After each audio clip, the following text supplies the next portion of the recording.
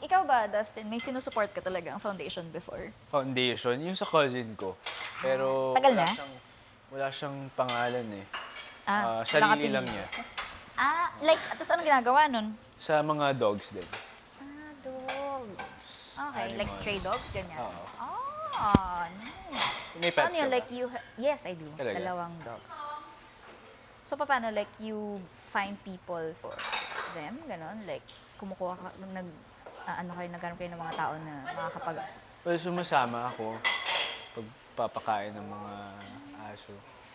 Tapos, Mga rescue dogs. minsan nagbibigay na lang ng funds. Kasi yung cousin ko sobrang, ano yan talaga yung dogs. Yun talaga yung advocacy niya.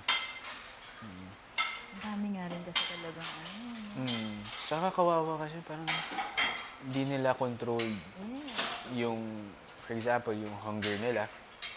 Nagugutom sila, tapos wala na yung mga relatives nila, hindi naman sila matutulungan eh. Oo, correct. Unlike us na pwede tayo magtulungan. So, sila, I mean for me, kailangan natin sila maging kakampi. Kasi wala nang tutulong sa kanila eh, kawawa. Fairness, na-realize ko.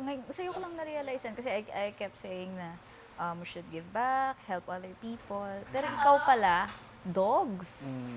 Even pets talaga. Ang galing. Oo, kawawa kasi. Galing niya dito. Like of course, yung mga tayo-tayo, tutulungan rin tayo dapat. Oo naman. A reminder na lang rin for everyone, even outside, na parang huwag natin sila kakalimutan. Oo. Laking part din sila ng buhay natin. Yeah. Kasi bibigay sila sa atin ng joy, happiness, comfort. Parang alam nila, no? Kung may pinagdadaanan. Oo. Diba? Parang iba yung lapit nila, iba yung pag-ano nila sa'yo, no? Yeah.